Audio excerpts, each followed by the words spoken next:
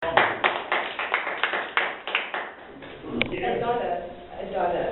dollar is all I need. And if I share my story with you, will you share your dollar with me? Good evening, fellow Toastmasters and contest chairs. Today I'm going to tell you how a dollar can make all your dreams come true. And I'm not going to tell you a pyramid scheme or unit trust fund to do so. I'm going to share with you a story of how we saved a 9-year-old girl's life with crowdfunding. Rosie, a cancer victim, came with us with a problem.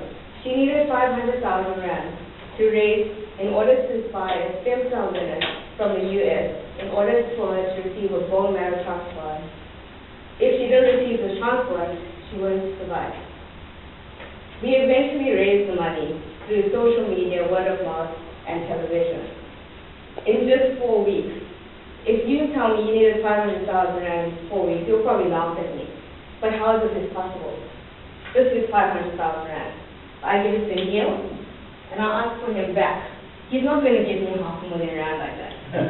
But no, this is 50 rand. And then there's 10,000 people in the room. Each person has 50 rand, and they give me their money. Easier to get funds that way, but it takes a lot more convincing. So in just 6 weeks, we raised just over 750,000 rand for the Rosie Trust Fund. Basically, crowdfunding is a way of getting large sums of money in small investments. This can help people stabilize, but it also can help you with startup businesses, other charities, short-term investments, and disaster relief. Innovations like the internet helps us, because internet helps accessibility to the masses. And with the internet comes what I call online money, things like PayPal and Google Wallet. It helps people all over the world to send and receive funds. If you want to get in on this action, this sounds amazing. There's things that you need to put into place. If you ever watch the show Dragon's Den on BBC, you know what I mean.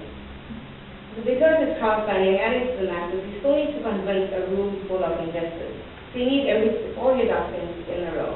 You need to know what your business is about, what your brand is, what your marketing strategy, all the businessy plan things that needs to be in place. You also need to know how much you need and when you need it by, to set a goal on your figures. And also, what is it in for the funders? Besides the joy of being involved, something like the Rosie Fund, what will they get out of it? And you don't necessarily want to sell off equity shares to small investors. So this is where you can put perks, which I'll discuss a bit later.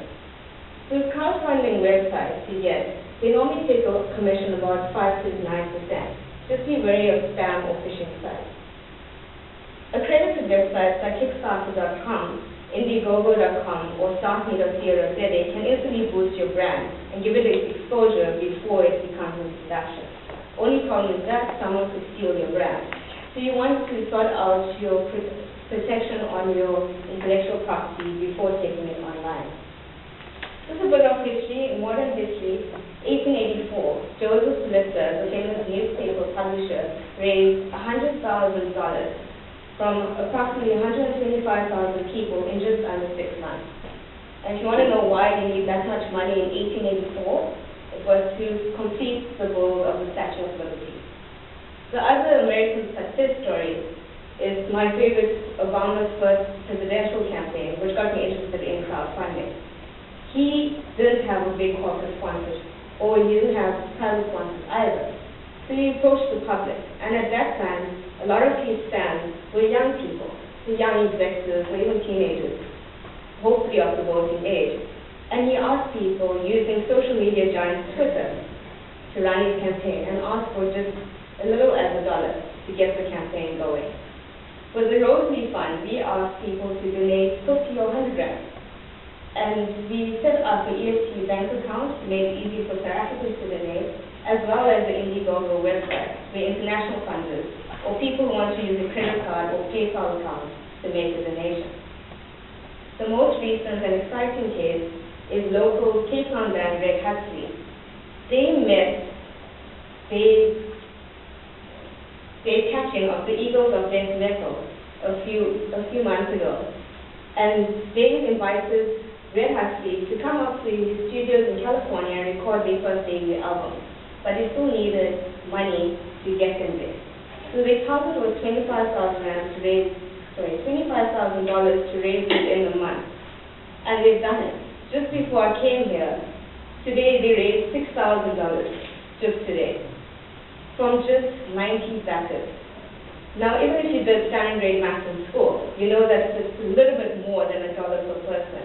This is because they had interesting perks in place.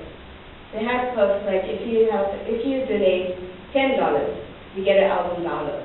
If you donate $50, this is a fun one, you can design any tattoo for the lead singer's arm, and you'll get it done.